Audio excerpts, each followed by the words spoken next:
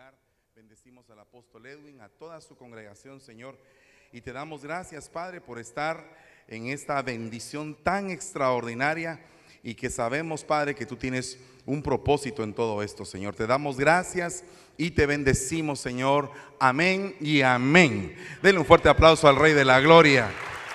Alabado sea el Señor. Puede sentarse, mi amado hermano.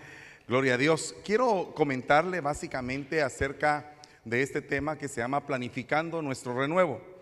Y quiero comentarle de esto porque realmente creo que cuando nosotros empezamos a entender la escatología bíblica, nos damos cuenta que lo primero que pasa escatológicamente hablando es un examen a todas las iglesias. Si usted ve el libro de Apocalipsis, lo que el Espíritu le dice a la iglesia, lo que el Espíritu le dice a la iglesia. Entonces, realmente cuando analizamos la escatología, antes de empezar a pensar en el anticristo, en el falso profeta, en la bestia y todo esto, lo que nos debería realmente interesar, pero de sobremanera, es lo que el Espíritu le dice a la iglesia. Y la realidad es que cuando vemos lo que el Espíritu le dice a la iglesia, es que le está pasando un examen acerca de la estructura que la iglesia tiene en el final de los tiempos. Y podemos ver a una iglesia que tiene frío el amor, otra iglesia que tolera diferentes tipos de doctrina, otra iglesia que tiene el problema de que está puesta en el trono de Satanás, otra que está estudiando las profundidades de Satanás, y otra que se siente rica pero realmente es miserable, pobre, ciega, desnuda y digna de lástima. Y entonces esto realmente nos debe de ocupar en saber cómo estamos como iglesia. Creo que es algo que nos debe de ocupar a todos, porque tal vez dices tú en algún momento, bueno, yo estoy bien, pero la realidad es que ya no estamos en el tiempo de pensar de alguna manera egoístamente, sino que tenemos que pensar en la colectividad, en el lugar a donde pertenecemos, en donde Dios nos ha colocado y cuál es la función que tenemos en el lugar donde Dios nos ha colocado. Amén. Tú tienes una función en este lugar. No estás sentado acá porque viniste a escuchar solamente un mensaje, sino que porque perteneces, porque tienes una función en el lugar donde estás. Y entonces para esto es lógico que cada uno de nosotros entendemos que tuvimos una vida pasada sin Cristo y una vida con Cristo. La vida sin Cristo, las cosas viejas pasaron, todas son hechas nuevas, y ahí hay un renuevo cuando tú empiezas una nueva vida con Cristo. ¿Cuántos dicen amén a eso? Pero resulta que dentro de la vida con Cristo también tenemos diferentes tipos de obstáculos y diferentes tipos de tropiezo en los cuales en algún momento podríamos caer. Y entonces ya no es un pecado en ignorancia, sino que ya es un pecado sabiendo qué es lo que estamos haciendo. Entonces, de hecho, viene el Señor y en su infinita misericordia se cumple lo que dice la palabra por medio del apóstol Juan, que dice: hijitos míos, yo les recomiendo que ustedes no pequen, pero si pecan, abogado tienen. Entonces ya hay un recurso, alguien que va a interceder por nosotros ya estando en el camino de Dios. Y este alguien poderoso que es el Señor Jesucristo, hay una promesa sobre nuestra vida, que el que empezó en nosotros la buena obra la va a terminar. Pero una obra se tiene que planificar. El problema de todo cristiano es que muchas veces no planifica su vida cristiana, ¿verdad? Y también el problema de todo cristiano es que muchas veces puede caer, se retira de la iglesia, se reconcilia, recibe un renuevo, una nueva oportunidad dentro de la obra, pero de igual manera, así como al principio cayó y no tenía plan, se restauró, tiene un renuevo y ahora tampoco tiene plan. Nosotros necesitamos planificar nuestra vida. Entonces dice la palabra del Señor que el Señor mismo tiene planes. Dice la palabra del Señor en Romanos 8:28. Sabemos que Dios va preparando todo para el bien de los que lo aman, es decir, para los que Él ha llamado de acuerdo a su plan. O sea que tú y yo estamos metidos en el plan de Dios. ¿Cuántos dicen amén? Bueno, para poder entender un poquito acerca de lo que es un plan, me voy a la enciclopedia, y la enciclopedia tiene una definición de lo que es un plan. Un plan es una intención, un proyecto. Se trata de un modelo sistemático que se elabora antes de realizar algo, una acción, con el objetivo de dirigirla y de encauzarla. Y si la acción es nuestra vida, si tu vida está sin planes, no vas a lograr el mayor producto de tu vida. Y Dios va a demandar ese producto. Porque dice que a uno les dio 5 talentos, a otro 2, a otro le dio 1. Y les dio de acuerdo a su capacidad, pero también les demandó al final qué era lo que habían hecho con lo que les había entregado. Lo importante de todo esto es qué es lo que tú vas a hacer de productivo en el Señor. Nosotros vemos en el caso de la parábola del sembrador, vemos 2 cuadridimensiones. Vemos la cuadridimensión de la tierra mala y vemos la cuadridimensión de la tierra buena. Algunos dicen que son 4 tierras. Yo lo divido solamente en 2 tierras. Una tierra que está dividida en 3 dimensiones, junto al camino, en pedregales y entre espinos, y otra tierra que es buena, que da fruto a 30, a 60 y al 100%. Cuando lo analizamos desde el punto de vista de cuerpo, alma y espíritu, de atrio, de lugar santo y de lugar santísimo, del arca misma del pacto donde están las tablas de la ley, la vara de Aarón que reverdeció y el maná del cielo, entendemos que aquí en estas tierras hay una cuadridimensión y que se nos va a exigir, siendo ya tierra buena, que demos fruto, pero que demos fruto al 100, porque yo no creo que usted quiera dar fruto al 30, porque el 30 tiene un 70 estéril, el 60 tiene un 40 estéril. Solamente el 100 es aquellos que se van a ser considerados como novia, como una primicia, como algo que excedió la calidad humana y se pasó a una calidad espiritual, a una excelencia. Para eso se necesita un plan. Para llegar a ese nivel necesitamos encauzar la vida, pero también tenemos que entender el propósito de Dios para cada uno de nosotros. Se nos va mucho tiempo en criticar, se nos da mucho tiempo en cuestionar. A veces decimos no estamos conformes con el sistema, la estructura, la iglesia donde pertenecemos, pero no nos damos cuenta que nosotros mismos somos los entes motivadores que pueden provocar un cambio, que podemos contagiar un cambio, que podemos impartir algún don, que podemos hacer que las personas sientan algo distinto cuando entran a la iglesia a donde nosotros pertenecemos. Entonces, para esto, dice, en este sentido, un plan también es un escrito que precisa los detalles necesarios para realizar una obra. Para mí, el libro que me impacta acerca de esto es el libro de Habacuc. Usted ve a un profeta que en el principio, en el primer capítulo, está quejándose. En el segundo escribe una visión y en el tercero ya no le importa las circunstancias del entorno, sino que ha decidido alabar a Jehová con todo lo que tiene, haya o no haya. Realmente este personaje trascendió de un atrio a un lugar santo hasta un lugar santísimo donde el entorno ya no te afecta. El problema del cristiano es que su entorno le afecta. Y nosotros tenemos que entender que en una iglesia hay 2 estructuras, la iglesia de bondad y la iglesia de maldad. En la misma iglesia, usted puede ver ahí en la iglesia que pueden haber peces buenos y peces malos, que hay ovejas y cabras, que hay trigo y cizaña, que hay luz y tinieblas, hay cristos y anticristos, hay una estructura de bien y una estructura de mal. El punto es a qué estructura tú perteneces, porque el ataque más delicado a la iglesia no es el ataque que viene de afuera, es el ataque que está aquí adentro. Entonces nosotros tenemos que ser personajes que provoquen un cambio, no personajes que produzcan una queja o una sedición.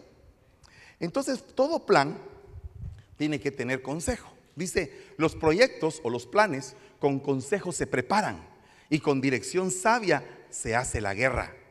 Salmo 73, 24 dice, con tu consejo me guiarás y después me recibirás en gloria.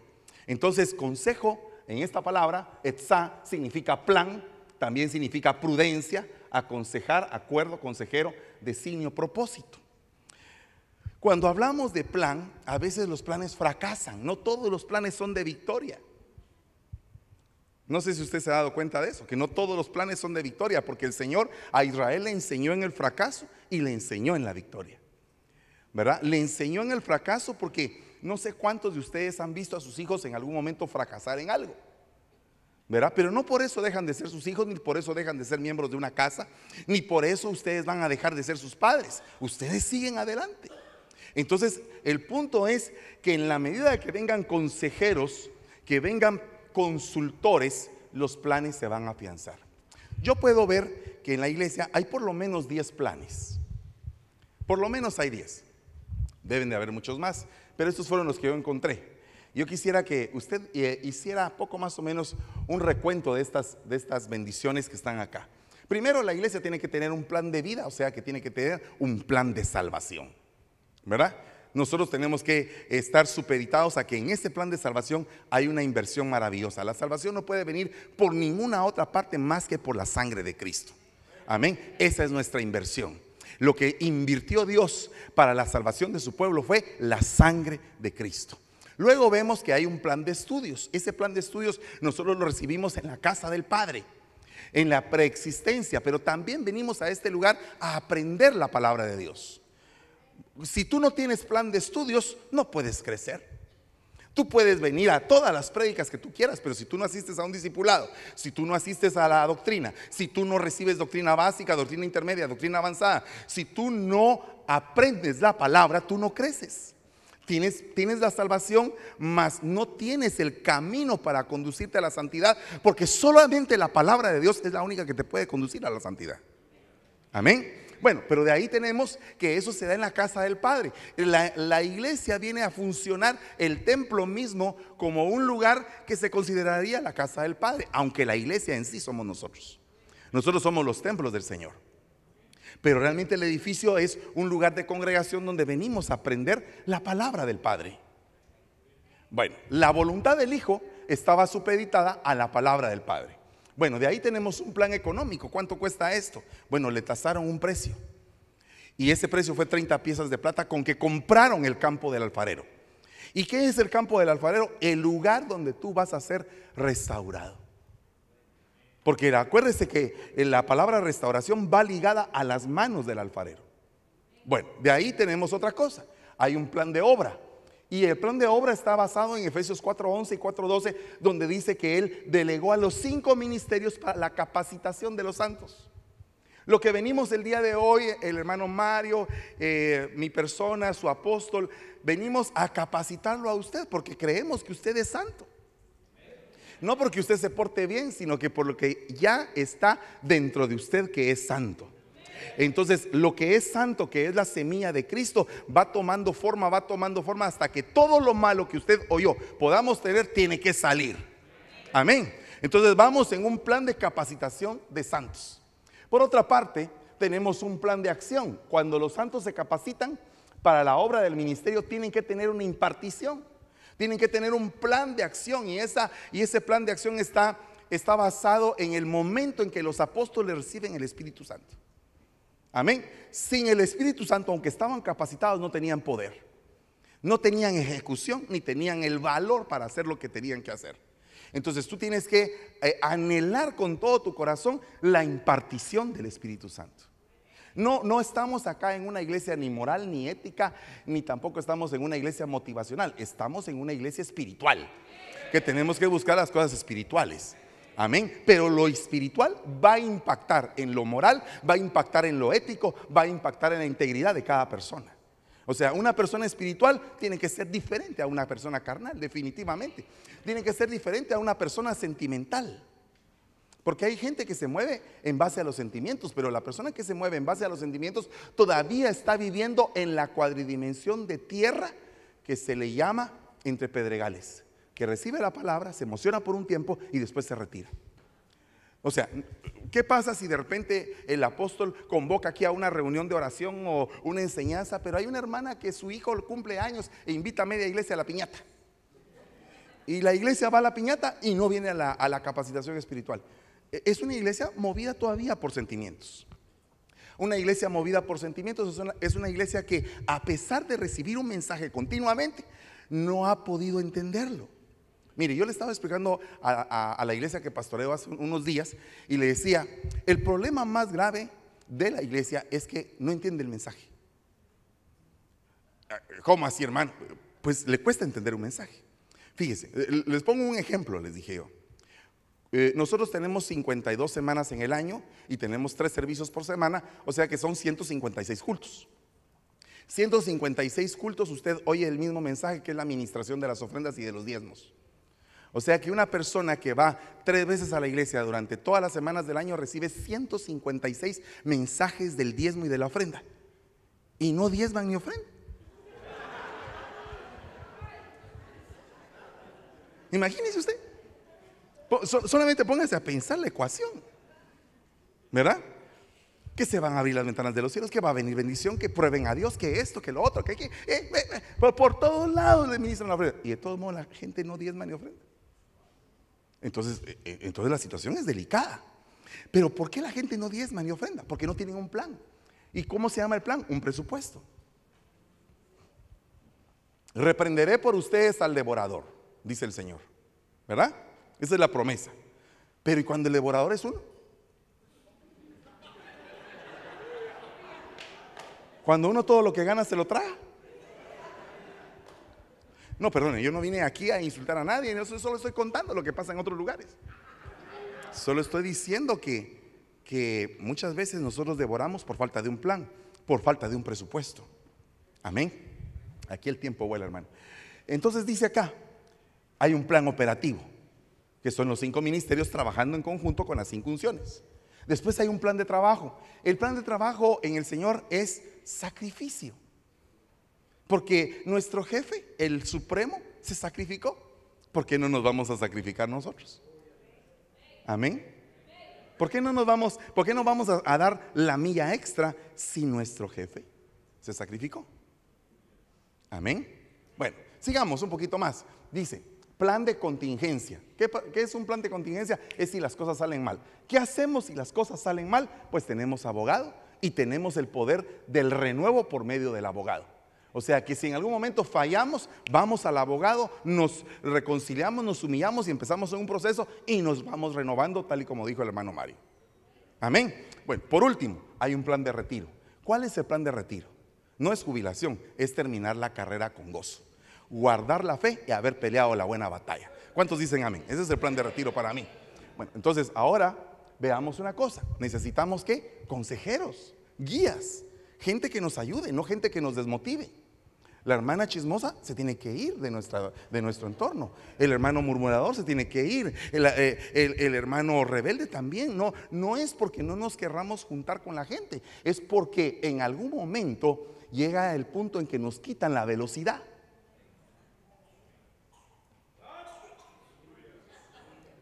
¿Verdad? Consejeros, sin consulta, sin consultores, sin consejeros, los planes se frustran, pero con muchos consejeros triunfan. Entonces, veamos fácilmente. Una persona tiene que tener acá en Estados Unidos por lo menos alguien que sepa de migración. Porque si usted quiere arreglar sus papeles y no tiene un consultor de migración, y usted le consulta a todos los de la iglesia y todos le dan diferentes opiniones, las opiniones van a ser de los inexpertos. ¿Verdad? Usted tiene que ir con un experto de migración. Amén. Es por eso que a veces el pastor hace de abogado, hace de doctor, hace de psicólogo, hace de todo, ¿verdad? La gente va con el pastor, pero ¿sabe qué es lo que pasa cuando van conmigo? Yo les digo, vaya con un abogado de migración. A mí no me esté preguntando de migración porque yo no estudié para migración.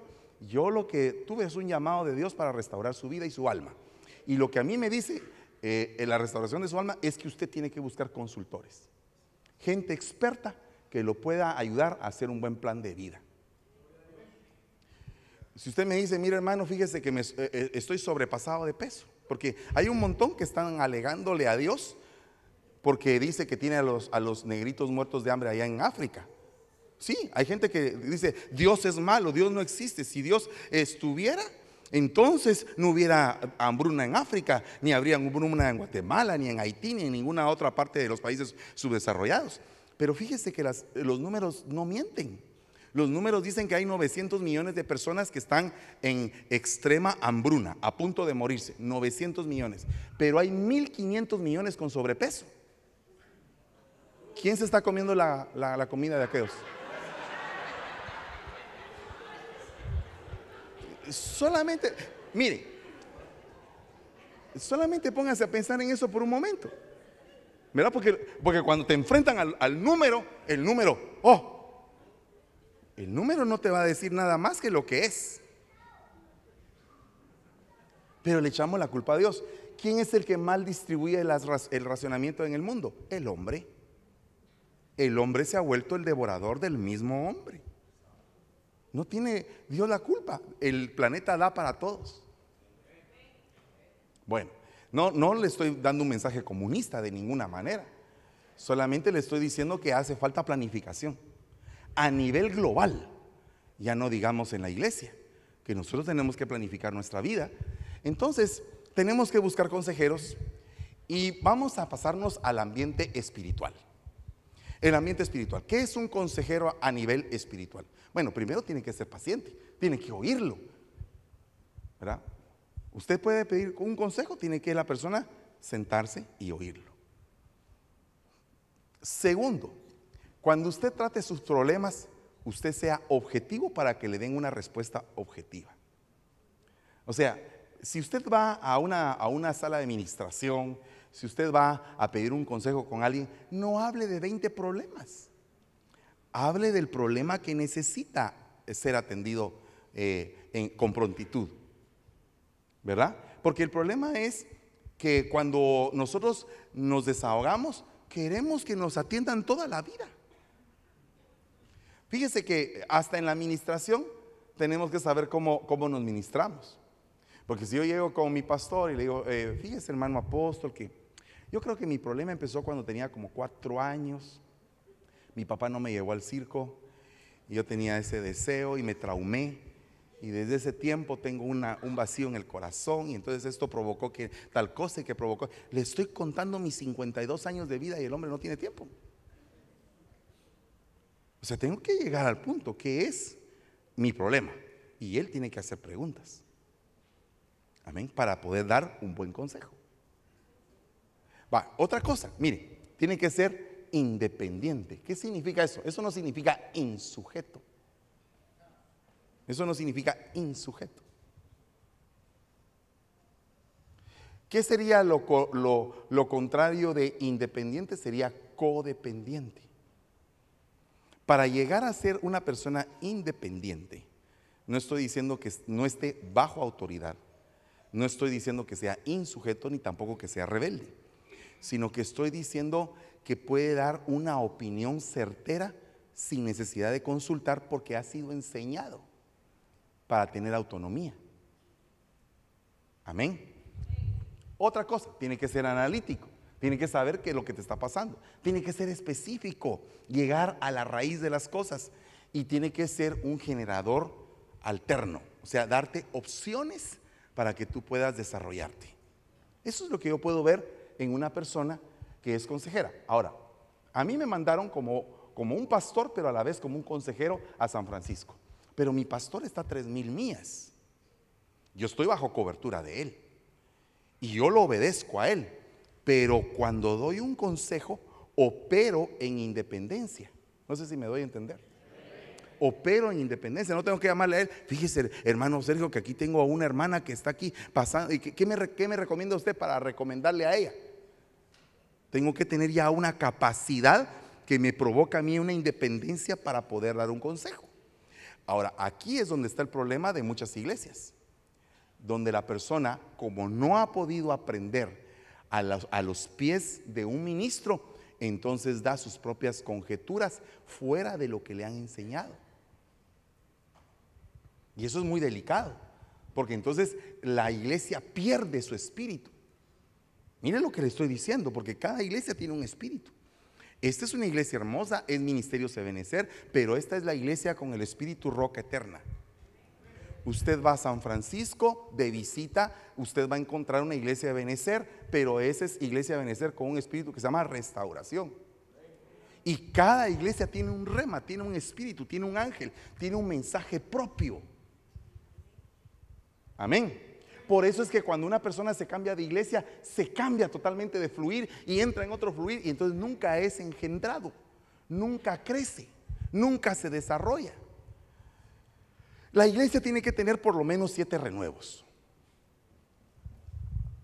Y vamos a ir desde el renuevo más importante, que es el renuevo espiritual, hasta el renuevo tecnológico. ¿Qué es el renuevo tecnológico? Que no podemos estar todavía con la iglesia del año 1920, sino que tenemos que ir evolucionando conforme va la demanda de lo que necesita la gente. ¿Usted cree que si Pablo viviera en esta época se seguiría trasladando en camello, en caballo o en burro? ¿O tendría un carro? ¿O tendría un avión? ¿Verdad?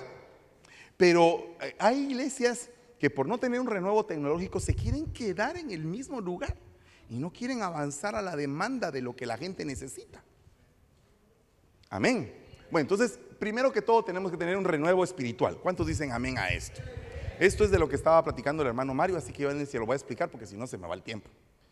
Pero dice que las águilas se renuevan. Eso era lo que estaba hablando el hermano Mario. De ahí tenemos que tener un renuevo sentimental, porque al tener un renuevo espiritual, inmediatamente lo que va a ser impactado va a ser nuestra alma. O sea, se tiene que ir todo rencor, todo celo, toda ira, toda contienda, toda envidia, todo lo que se alborota en el alma y que nos hace vivir pasionalmente. Acuérdese que hay diferentes tipos de pasiones: pasiones impías, pasiones desordenadas, pasiones juveniles, ¿verdad? Pasiones carnales. Entonces hay diferentes tipos de pasiones. Y dice que Elías era un hombre sujeto a pasiones, pero que oró fervientemente. Y el Señor tuvo un renuevo para él, sacándolo de la vida pasional a la vida en el espíritu. Y se fue. Entonces nosotros tenemos que anhelar ser cambiados sentimentalmente hablando. Tiene que haber un renuevo sentimental. Amén. Un alma sujeta a las decisiones de nuestro espíritu. Un espíritu sujeto a las decisiones del Espíritu Santo, de acuerdo a la palabra de Dios. Amén. Bueno, de ahí tenemos que tener un renuevo corporal. ¿Cuántos dicen amén a eso? No les gusta mucho, pero y a mí tampoco, porque eso significa que tenemos que cambiar, cuidar el templo. A veces queremos ser muy espirituales, pero descuidamos el templo. Yo lo veo en las muchachas que están buscando esposo. Entonces llegan con uno y le dicen, pastor, yo quiero un hombre espiritual, alguien que se consagre a Dios, que se meta. Y aparece uno así todo feíto, ¿verdad? Yo soy el hombre de Dios para tu vida. Ay, esa cosa no me gusta a mí, dice alguien por ahí, ¿verdad? Pero ¿qué fue lo que pasó? Lo que pasó es que estaban pidiendo para el espíritu, pero somos un ser integral. Amén. Usted no se casa con el espíritu solamente, con el alma y con el cuerpo. ¿Cuántos dicen amén a eso? Hay muchos hogares que tienen un problema serio, porque se conectan espiritualmente, pero físicamente no se conectan. Solamente digo, ¿verdad? Pero usted me entiende. Tiene que haber un renuevo ministerial en la iglesia. Tienen que levantarse muchos ministros del último tiempo, y nosotros los ministros que estamos, digamos que, no lo voy a decir así porque puede ser que de repente me muera, pero no, reprendo. Todavía quiero vivir mucho tiempo, pero tenemos que dejar un legado, ¿no? Tienen que venir otros ministros. Si el Señor no viene dentro de poco tiempo, tienen que levantarse otros. Entonces, ¿cómo van a ser esos ministros? ¿Bajo qué legado? ¿Bajo qué? Tiene que haber un renuevo ministerial. Amén. Bueno, pero por eso es que también debe haber un renuevo congregacional. Las congregaciones deben de ser más espirituales, más enfocadas a buscar de Dios. Estamos siempre orientados a la cantidad, pensamos que la cantidad es la bendición.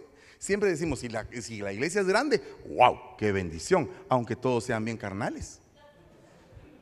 Y vemos iglesias pequeñas, ahí no hay nada usted, unos cuantos, pero son los espirituales.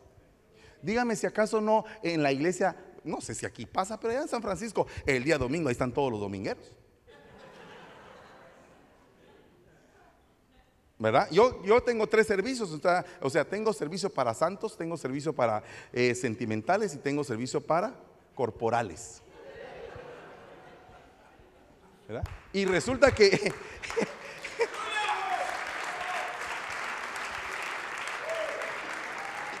Y resulta que en el servicio espiritual son los que menos hay, fíjese. O sea, un servicio espiritual es cuando un poquitío. Aquí estamos con usted, pastor. ¿Qué nos va a enseñar? Y ahí están el poquitío aprendiendo. Y cuando está el gran montón, hasta uno se duerme, fíjese. Bien, wow. Yo les di permiso de una vez, ya no me enojé con ellos. Duerman, les digo yo, no se preocupen. Acuérdense que a Pablo se le durmió Eutico, solo que Pablo tenía la unción de que resucitó a Eutico y yo no tengo esa unción todavía. ¿Ah?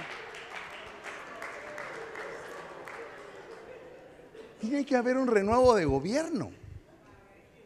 ¿Cómo hace usted? ¿Es político? No, hombre, si Dios nos ha mandado a hacer cabeza y no cola.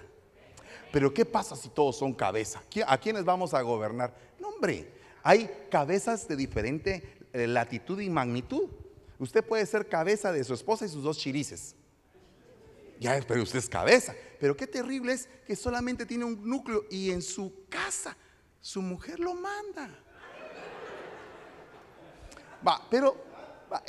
Dejemos, mire, porque hay hogares bien amorfos donde hay escasez de gobierno, ¿va?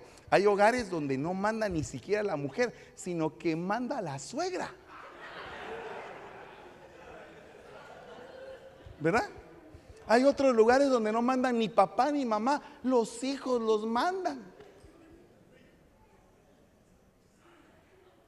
Pero Dios te mandó a ser cabeza.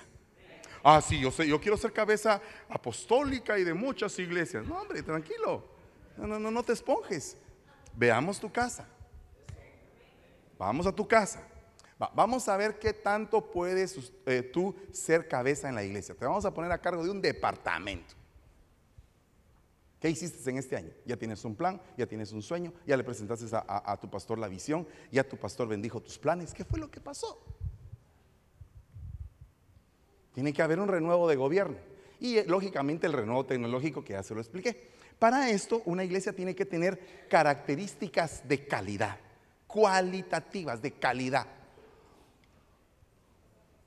Primero que todo, una iglesia tiene que tener, bueno, se recuerda que le dije un impacto espiritual, ¿verdad? No nos vamos a ir por otra parte más que un impacto espiritual. Pero este impacto espiritual tiene que golpear, tiene que afectar estas áreas, que son por lo menos 8.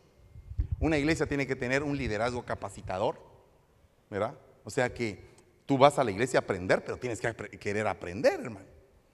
No sé si tú tienes la costumbre de leer o tienes la costumbre de ver Betty en Nueva York, ¿verdad? Que por cierto empezó el día de ayer la novela, ¿verdad? Entonces, el estreno, Betty en Nueva York. Por eso es que algunos no vinieron hoy, porque se quedaron en el segundo capítulo de Betty en Nueva York. Ahora digo yo, pregunto, ¿cuál es la capacitación que tú quieres tener y cuánto te quieres esforzar por alcanzar esa capacitación? Entonces tienes que ser, si vas a ser un líder, acuérdate que la palabra líder aquí no está basada como la basa el mundo, sino que aquí nosotros somos líderes de servicio. Somos líderes servidores. El que se quiera ser mayor tiene que ser el servidor de todos. Bueno, de ahí tenemos que tener un ministerio según los dones, ¿verdad? Los dones tan importantes que son los dones. Vamos a hablar con el mayor de los dones, que es el don de profecía. ¿Quién profetiza en la iglesia? ¿Será que la hermana que sabe todo lo que pasa en la iglesia? Hija mía, así dice el Señor, ese marido que tienes que dejarlo. ¿Será que ese es el tipo de profecía al que la iglesia está acostumbrada, o está acostumbrada a un nivel de profecía en el espíritu? Donde realmente dice la palabra que cuando una persona extraña entra y recibe el golpe del espíritu, se queda convencida de que ahí está Dios, porque lo que oye no es de la carne.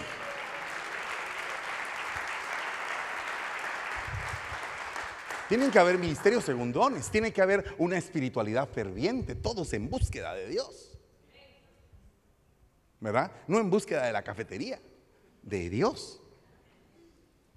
Yo tuve que cancelar la cafetería en ciertas horas Pero aún así, la gente se queda sentada en la cafetería. No, pero es que yo le estoy hablando de San Francisco, no de aquí. Tiene que tener una estructura funcional, ¿verdad? Un día le dije al Señor, ¿por qué la iglesia de Filadelfia tiene poca fuerza? ¿Qué es lo que pasó en esa iglesia que quitaba la fuerza? Aunque tienes poca fuerza, has guardado mi palabra, ¿verdad? Pero esa palabra poca fuerza significa poco dunamis, poco poder milagroso. ¿Por qué tiene poco poder milagroso esa iglesia? ¿Qué pasó ahí? Bueno, hay un efecto que quita la fuerza y es el efecto Dalila. El efecto Dalila quita la fuerza de los ungidos. Entonces el pecado sexual es algo delicado que se mueve mucho en las iglesias actualmente y que tenemos que ser cuidadosos.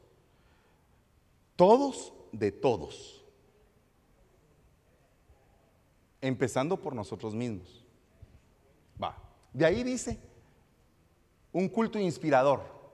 Bueno, eso pasa. Discipulados integrales. ¿Cuántos van a los discipulados? Mire, yo voy al discipulado aquí, hermana, porque ella siempre nos sirve tortillas tortillas en taco o hace tostadas con guacamole. Usted viera qué rico, cómo se pasa de bien ahí el café y la champurrada en el discipulado. ¿Usted va al discipulado porque la hermana le va a dar de cenar? Conocí en algún lugar X del planeta Tierra que la gente iba a un discipulado porque se ahorraban una cena. Fíjate, dijo Primera de Chilindrina. Tremendo, ¿verdad? Evangelismo según la necesidad. Dios habla de muchas maneras y de muchas formas. ¿Cómo debemos de evangelizar? Perdón, ¿cuántos de ustedes han traído almas a la iglesia? Así, pero almas así continuamente, ¿Sabe qué pasa? Los que acaban de llegar a la iglesia son los que llevan las almas. Están, ay, qué bonita la iglesia, mire qué lindo. Y mire que el hermano se para ahí en una pantallota y uno aprende y que aquí, que allá. Y venga, se le voy a enseñar, mire cómo hablan de Dios de lindo. Y todos los nuevos. Y los viejos raquíticos. Bien dicho, viejos estériles, no producen ni un alma. Pasan los años, se ponen bien gordotes, son las ovejas gordas que dice la Biblia. Todos alrededor del pastor, y cuando llega la ovejita nueva, ¡pum!, le dan una patada.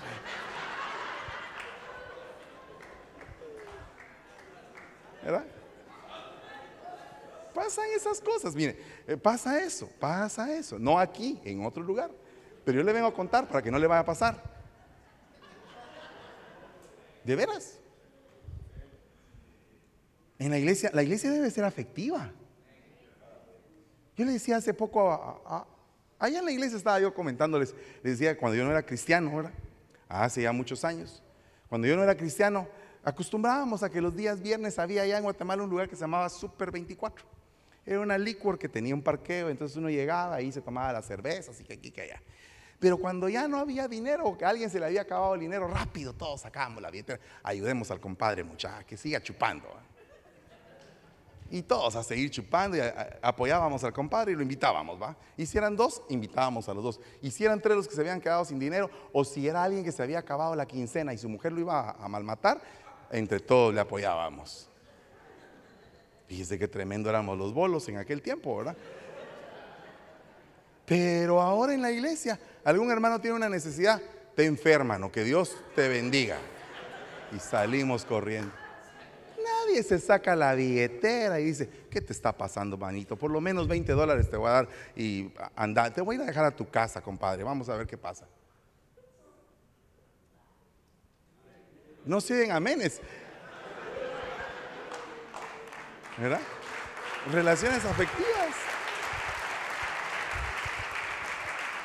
Bueno, entonces, ¿cuál es el ADN de la iglesia en este último tiempo? Me faltan 5 minutos y se me fue el tiempo totalmente. Pero mire, el ADN de una iglesia es santidad, humildad y servicio.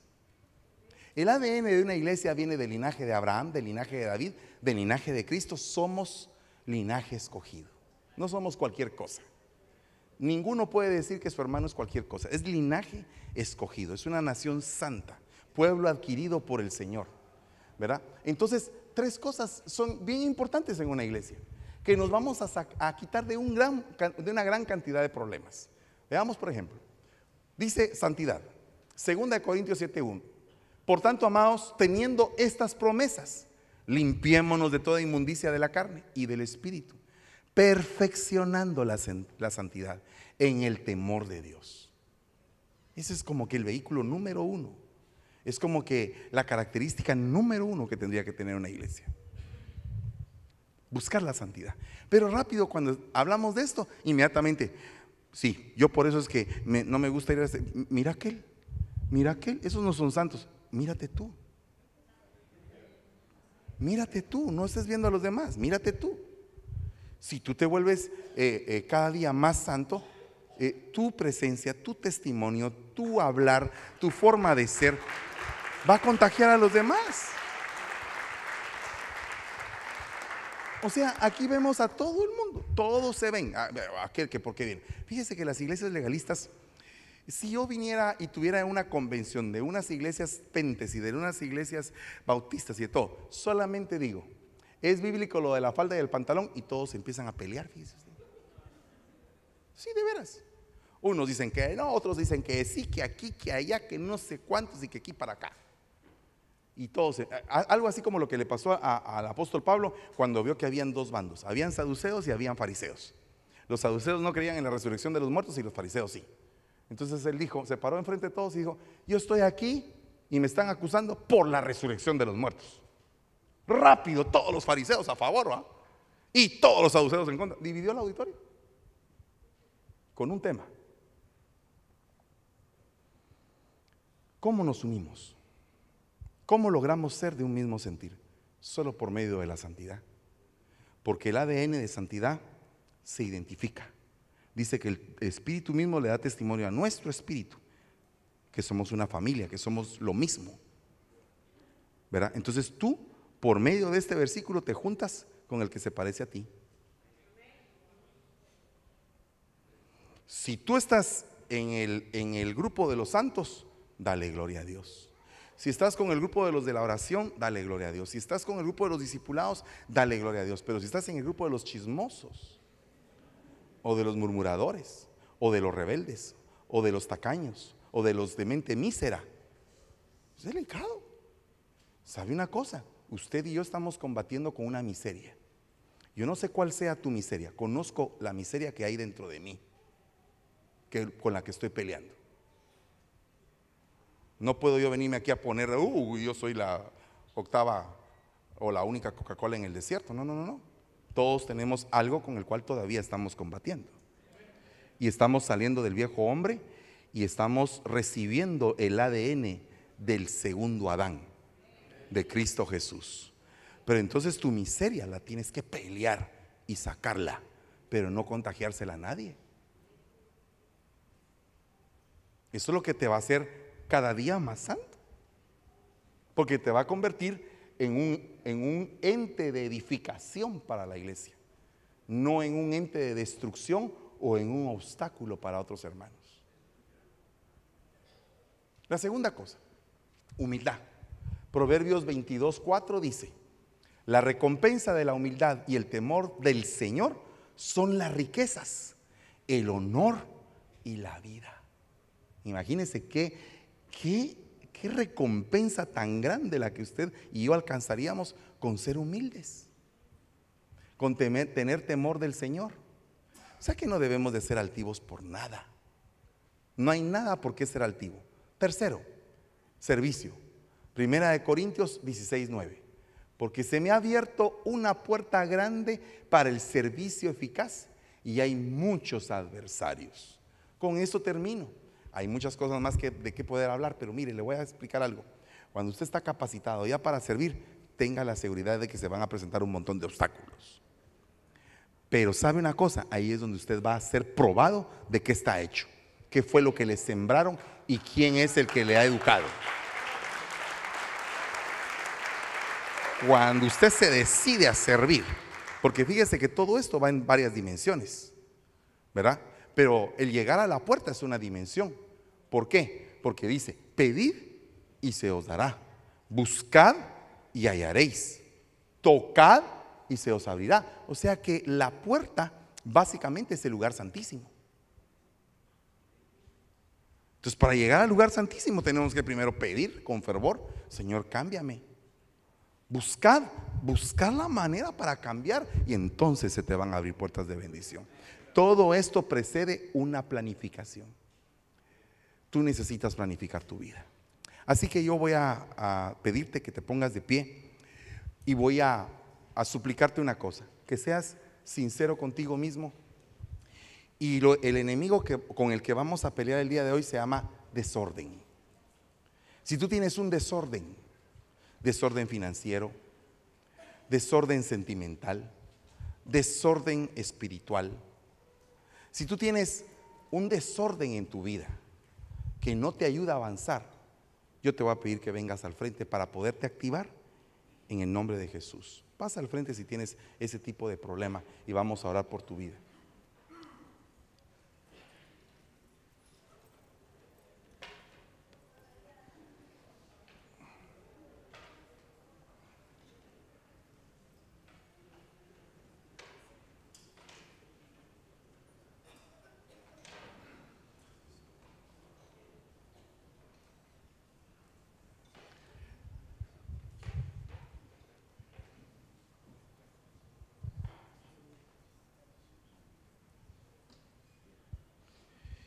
Nosotros tenemos que entrar en el orden de Dios. Y definitivamente todos estamos en esa lucha. O sea, estamos en esa lucha. Todos queremos alcanzar aquello por lo cual fuimos alcanzados. Y todos queremos mejorar.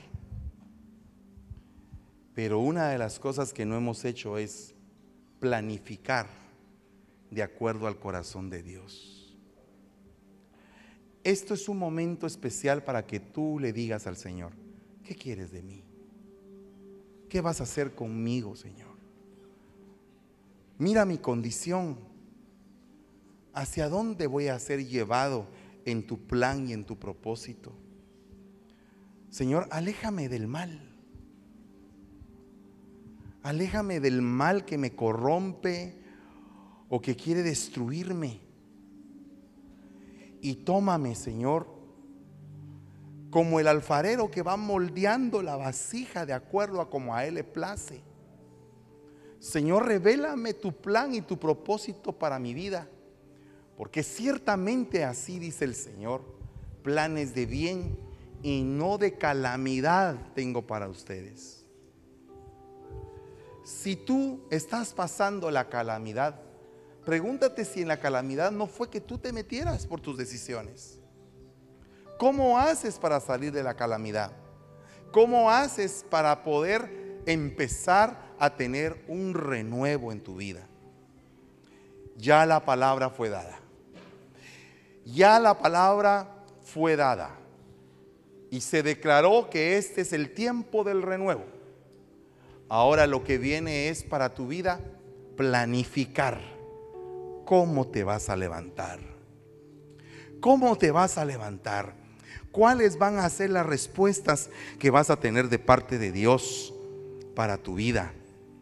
¿Cómo es que el Señor va a operar de una manera milagrosa en aquellas cosas que parecen imposibles que se arreglen, pero que el Señor va a hacer? El Señor va a dar el primer paso por tu vida, pero tú tienes que seguir los pasos que el Señor está marcando para tu vida y para tu ser. Hoy te vengo bendiciendo, dice el Señor. Hoy vengo provocando en tu vida un cambio poderoso que te va a llevar a otra dimensión. Hoy vengo declarando sobre tu vida